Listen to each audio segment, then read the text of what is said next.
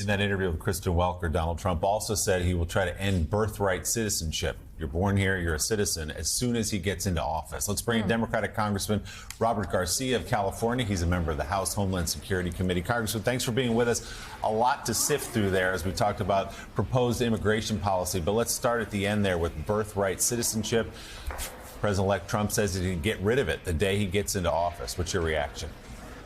Well, I think all these new ideas that Trump is coming out with and his proclamations over the weekend, besides being unconstitutional, are really quite un-American and shameful. I'm someone that am an immigrant myself. I came to this country part of the time.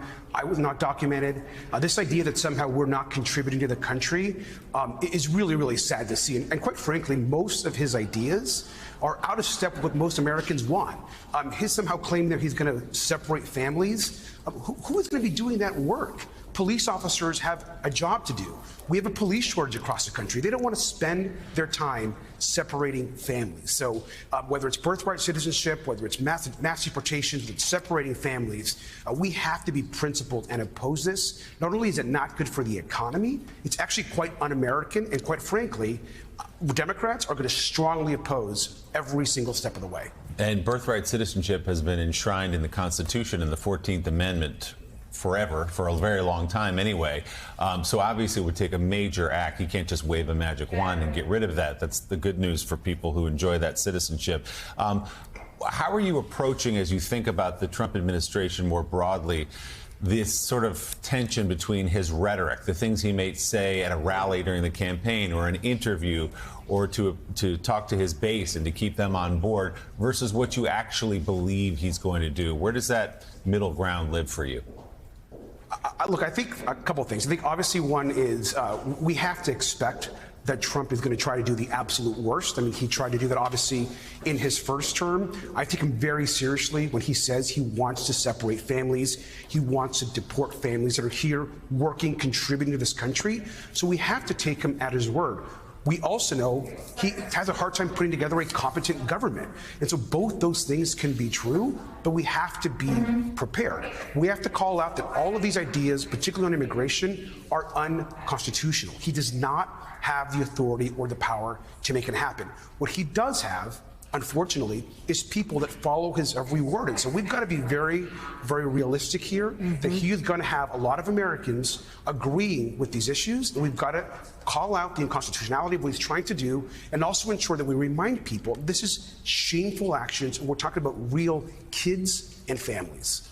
There's no question, Congressman, a lot of people living in fear because of these promises. But let me ask you this. He obviously won on the basis of, at least in part, this issue. And there are polls suggest that a lot of Americans, Democrats included, have concerns about the immigration issues in this country. You know, beyond just resisting what Trump wants to do, what are some efforts that Democrats could put forth to actually put solutions to these problems? Well, I'll start with something that Republicans and Democrats agree on, and that's border security. I mean, we had a bill that had bipartisan support in the Senate. We could have got it done. We understand we want a secure border. We don't, of course, want people that are causing crimes here.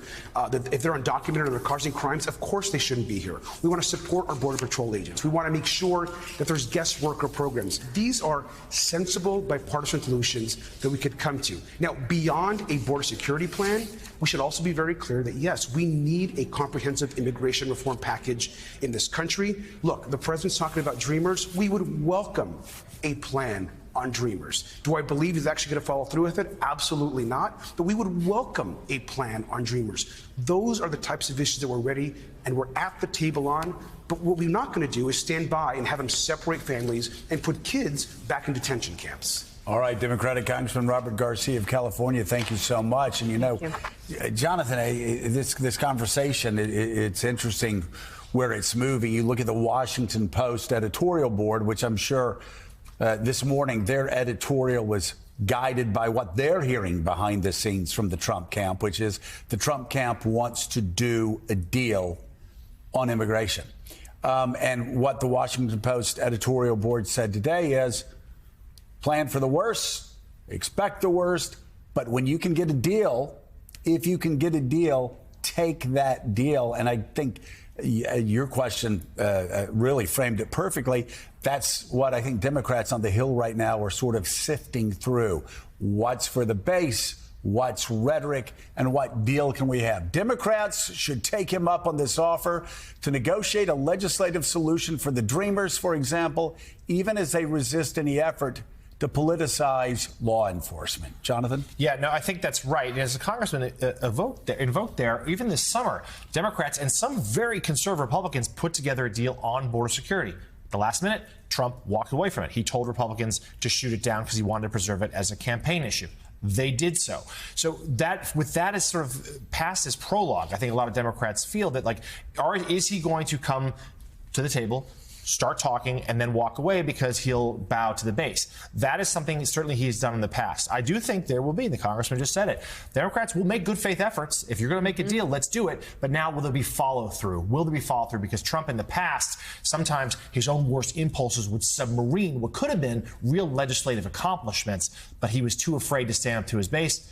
We'll have to just see if this time is any different. The base has a big voice.